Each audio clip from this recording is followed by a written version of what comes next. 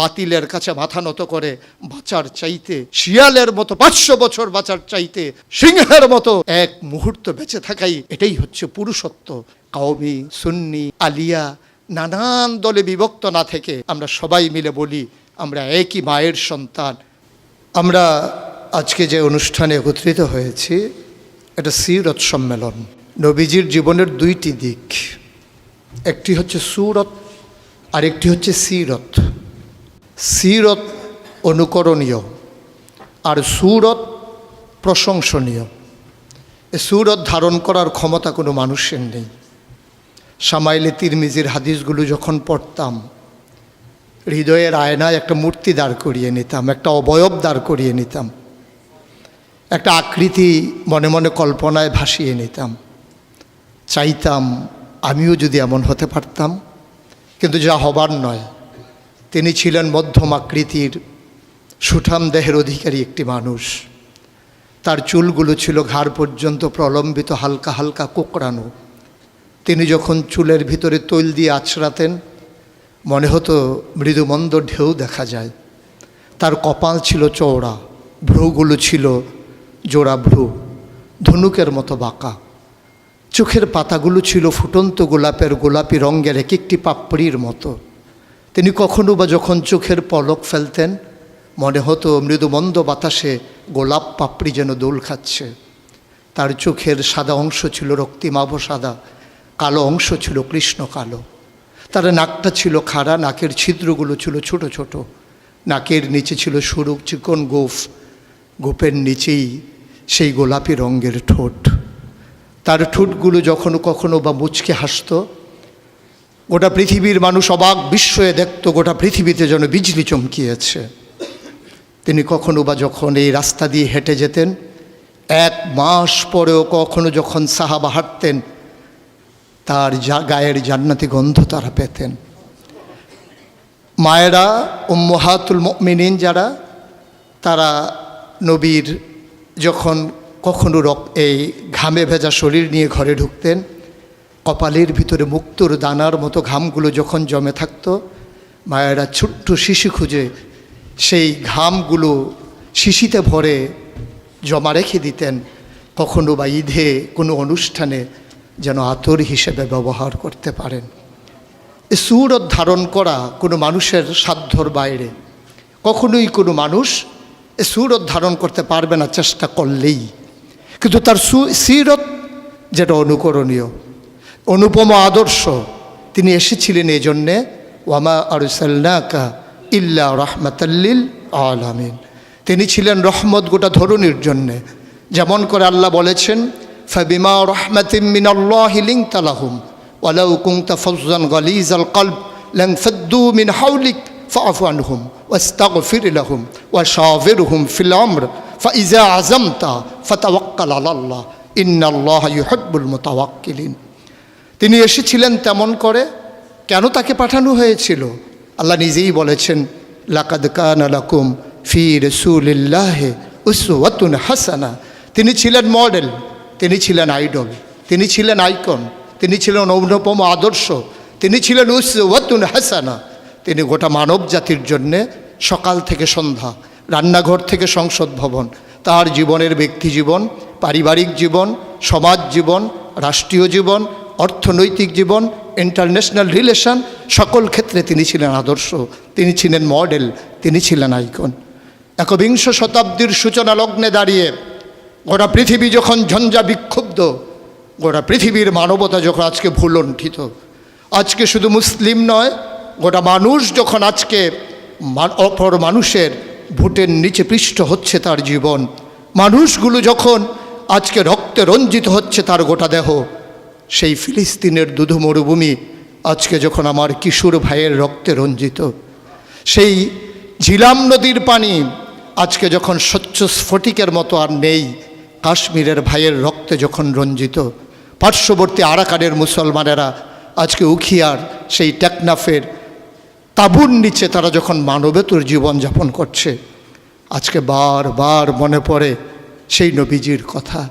তিনি যদি আজকে আসতেন কোনো একটা ভূখণ্ডে, আমরা যদি দৌড়ে দৌড়ে তার কাছে যেতে পারতাম, গোটা মানবতা যদি বলতে পারতাম মুক্তি চাই, স্বাধীনতা চাই, ভোটের নিচ থেকে জীবন চাই, তিনি হয়তো আঁকড়ে ধরে বলতেন এখানেই শান্তি, চলে এসো উদখুলু ফিস-সিলমি কাফা, তাহলেই তোমাদের জন্য প্রশান্তি, তাহলেই তোমাদের জন্য মৃত্যুর, স্বাভাবিক মৃত্যুর গ্যারান্টি। কখনোই আর ঝঞ্ঝা বিক্ষুব্ধ পৃথিবীতে তোমাদেরকে বুক পেতে দিতে হবে না বুলেটের সামনে। যদি এমন হতো, আমাদের কথাগুলো যত কোরআনের কথার মতো, ওয়ামান আহসানু কাওলাম মিম্মান দাআ ইলাল্লাহ ওয়া আমিলা সালিহান ওয়া ক্বালা ইন্নানী মিনাল মুসলিমিন, আমাদের তাগিদ জুতে হতো এমন উদখুলু ফিস-সিলমি কাফা, ইসলামে পরিপূর্ণভাবে চলে আসো। আমরা যদি সে কথা থেকে দূরে সরে আসতে পারতাম, আফাতুমিনুনা বিবাযিল কিতাব ওয়া তাকফুরুনা বিবাজ, কতই না সুন্দর হতো।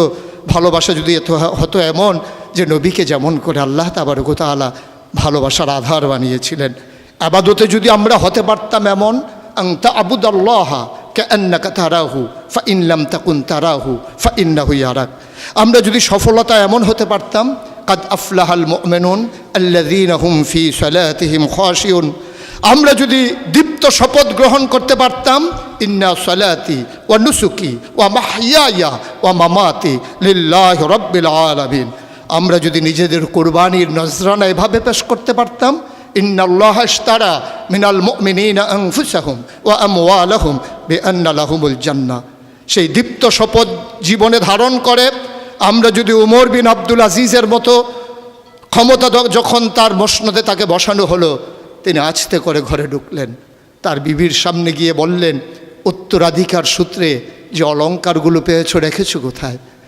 অলংকারগুলো কাঠের বাক্সে ভরে যখন তার সামনে এনে দেওয়া হলো, বলছিল এর ভিতরে আমি রক্তের গন্ধ পাই, এর ভিতরে আমি বাতিলের গন্ধ পাই, সুতরাং এই অলংকার তোমার না, এই অলংকার আমাদের জন্য গোলার কাটা, জাহান্নামের শাস্তির কারণ। তিনি সবগুলো অলংকার রাষ্ট্রীয় কোষাগারে জমা দিয়ে চোখের পানি ফেলে দিয়ে বলেছিলেন, পূর্বপুরুষের দায় পরিশোধ করলাম, পূর্বপুরুষের দায় পরিশোধ করলাম। তিনি সেদিন বলেছিলেন, সবার ঘরে যেমন রান্না হবে আমার ঘরেও তেমন রান্না হবে। প্রিয় দ্বীনি ভাইয়েরা, প্রিয় আলেম ভাইয়েরা, আমি যদি এভাবে বলি, আজকে ১৫০০ বছর পরে আজকে আমাদেরকে স্বীকৃতি দিতে হবে কবি ফররুখের মতো। তিনি বলেছিলেন, কোরআনের নূর বুকে পুড়ে নিয়ে দাঁড়ালে যখন মরুর পথে, মহাবেদনায় দেখলে মানুষ ভাসছে পাপের কলুষ স্রোতে, সে কি অনাচার, সে কি বেবিচার, বেভৎস ক্রূর আখি বিলীন, ভয়াল ঘৃণায় নাক্কার শতাব্দী পথে রাত্রি দিন। আসুন সবাই মিলে এক ঝঞ্ঝা বিক্ষুব্ধ পৃথিবীকে একটু ফুলময় করে দেই, একটু আনন্দঘন পরিবেশ করে দেই, ভবিষ্যৎ প্রজন্মের জন্যে আমরা একটা সুন্দর পৃথিবী বিনির্মাণ করি। আর এই সুন্দর পৃথিবী বিনির্মাণে ওলামায়ে কেরামের নেতৃত্বে যে সংগঠন আপনাদেরকে সামনে টানছে, হেরার দিকে নিয়ে যাচ্ছে, যে হেরার রশ্মির আলোতে আপনার জীবন, পরিবার, রাষ্ট্র, গোটা বিশ্ব, মনে রাখবেন আপনি কখনোই বাংলাদেশের সন্তান নন, আপনি বাঙালি নন, আপনি বাংলাদেশি নন, আপনার আসল পরিচয় ইন্নানী মিনাল মুসলিমিন, আমরা মুসলমান।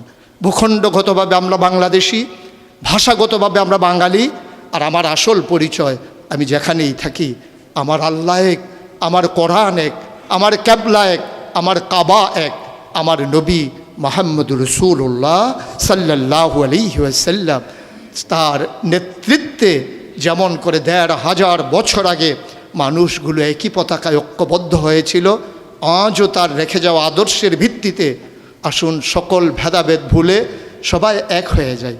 কওমি, সুন্নি, আলিয়া, নানান দলে বিভক্ত না থেকে আমরা সবাই মিলে বলি আমরা একই মায়ের সন্তান। সেই মা যদি হয় হাওয়া, সেই মা যদি হয় ইব্রাহিমের স্ত্রী, আমাদের জন্য যারা মা, তাহলেই আমরা মনে করি আমরা একীভূত হওয়া সম্ভব। আসুন ভাগাভাগি নেই, আমি চৌধুরী, আমি সরকার, আমি পেশকার, কোনো পরিচয় আমার আসল পরিচয় নয়, আমার আসল পরিচয় আমি মুসলিম। এটাই হোক মূল মন্ত্র, এটাই হোক সামনের পথ চলার পাথেয়। তাহলে এই মজলিস সার্থক হবে, তাহলে এই পথ চলা সুন্দর হবে, তাহলে এই সময় দেওয়া কাজে লাগবে। আশা করি সে অনুভূতি নিয়ে আমরা এগিয়ে আসছি। আমরা জিদেদেরকে বিলিয়ে দিতে যাই জাতির বিনির্মাণে, আমরা নিজেদেরকে উৎসর্গ করতে চাই সুন্দর পৃথিবী নির্মাণে, তাহলেই সার্থকতা, তাহলেই সুন্দর। আমরা তো নিকৃষ্ট কোনো জীব নই, আমরা আশরাফুল মাখলুকাত, মানুষ হিসেবে বেঁচে থাকতে চাই, শির উঁচু করে, কখনোই অবদমিত হয়ে নয়, বাতিলের কাছে মাথা নত করে বাঁচার চাইতে, যেমন করে বলেছিলেন শিয়ালের মতো 500 বছর বাঁচার চাইতে সিংহের মতো এক মুহূর্ত বেঁচে থাকাই, এটাই হচ্ছে পুরুষত্ব, এটাই হচ্ছে বীর মুজাহিদের পরিচয়। আসুন আমরা বীর মুজাহিদ হয়ে দুনিয়া থেকে বিদায় নিয়ে নেই। আল্লাহ তাবারক ওয়া তাআলা সবাইকে কবুল করুক।